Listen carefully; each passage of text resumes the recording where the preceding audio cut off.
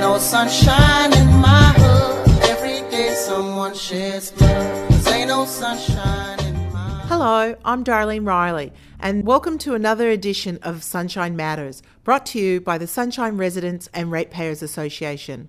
In this program, you'll hear what residents think about the coming local elections. There are questions about the council's backflip over the Eddington plan, and later we have a little Billy Yard music from none other than Billy Miller.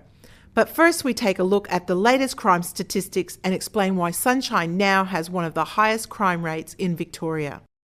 When a 14-year-old boy was stabbed during a gang fight at Sunshine Railway Station in 2005, the state member for Derrimut, Telmo Languila, said the incident was so serious that he would, quote, make a personal report, unquote, to the then Premier, Steve Bracks. Premier Bracks showed his concern by commissioning a report which took more than 12 months to complete. It blamed inadequate housing, education and sports and recreation services for the rise in youth crime in the West. To show how seriously the government has taken the problem since then, police statistics for 2008 tell us that Brimbank is now the most crime-ridden municipality in the state, apart from Melbourne City. Car theft is up by a staggering 25%. Robbery and residential burglaries are up by more than 18%. Violent street crime is on the rise, and most disturbingly, we now have the highest homicide rate in Victoria. Despite this, the Brimbank police force is chronically understaffed, currently by 89 members. The Police Association warned earlier this year that Sunshine Police Station was understaffed by as much as 1/3, while Keilor Station has fewer police now than it had 20 years ago. Brimbank has only 2 divisional vans for a municipality of over 170,000 people, and police have resorted to parking scarecrow cars in the street to give the impression of greater presence. This is a poor substitute for real presence and shows an entrenched culture of neglect, as even the police command is happy to make do with major staff shortages, while the community pays a mounting toll. The Labor government's response? It wants to introduce 17 new police in the coming year for the entire Western region with over 500,000 people. One frightening aspect of the rising crime rate is the growing number of weapons attacks at schools. The government and the Education Department appear hamstrung against armed intruders coming into the schools, while the Teachers' Union has fears that Western suburb schools could become American-style, high-security, prison-like institutions. Perhaps the reason there is no stomach to combat crime is that many of our local leaders have their own issues to deal with. Derrimut MP Telmo Languila has written character references for a convicted drug dealer and gun runner associated with underworld figure Carl Williams. Former Police Minister Andre Heermeyer employed a convicted criminal in his Cororoit electoral office.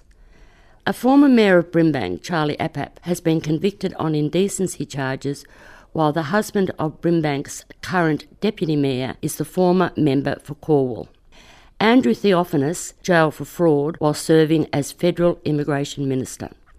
While depriving the community of proper safety, our government members spend large sums of public money on their own personal protection.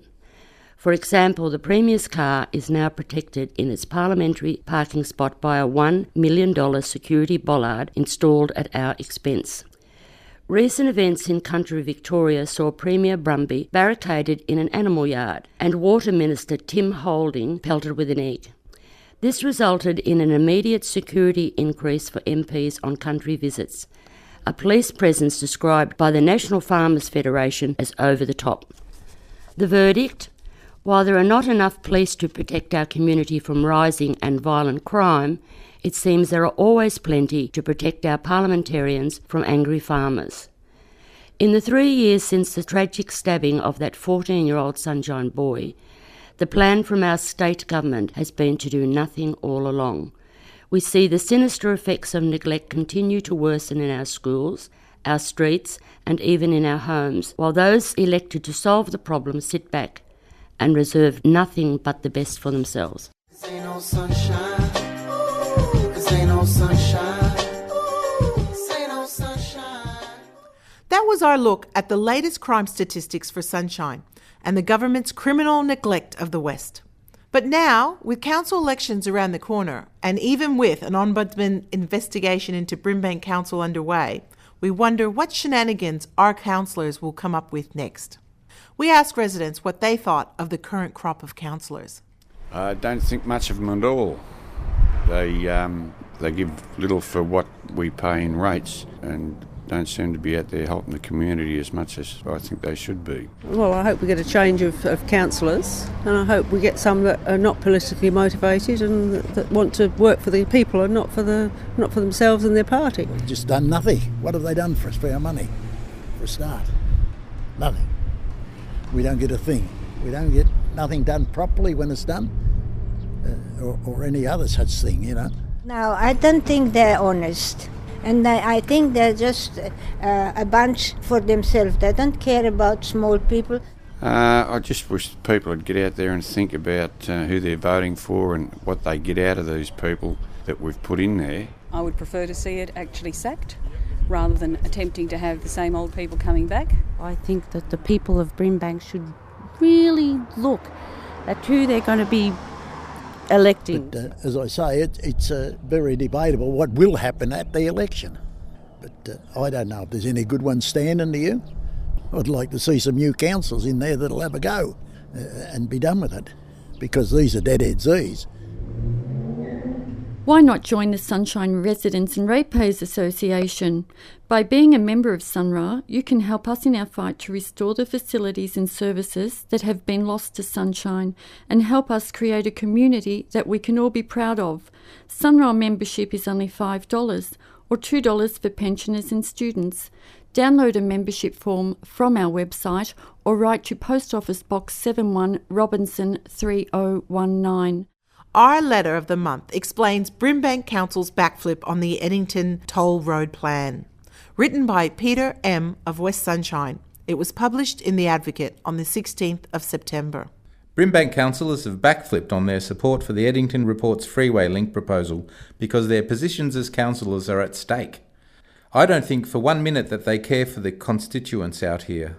As far as the Eddington report goes, it seems to me it will only benefit big business, create more traffic in the west, which we don't need, and more pollution, especially from trucks, B-doubles and soon B-triples.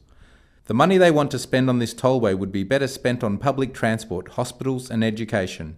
I live in Learmonth Crescent. If this proposal was to go ahead, I would lose my house. With the house prices the way they are in this area, the cheapest in the region, we could not afford to move without having to take out another mortgage. Why is this area of Brimbank much cheaper than other parts? Is this part of a plan by the government to deliberately keep house prices here cheap? Why did the council backflip on improvements to Buckingham Reserve? I would like to thank Ken Mooney and Debbie Woods for doing a great job in bringing attention to the Eddington report and its impact on us in West Sunshine. Sunshine Matters is produced by the Sunshine Residents and Ratepayers Association for October 2008. For more information, go to our website www.sunshine.asn.au or write to us at PO Box 1071 Robinson, Victoria 3019. Our music this month is called Billiard Beat from Billy Miller. You can find out more about what Billy has been up to on his website www.billymillermusic.com.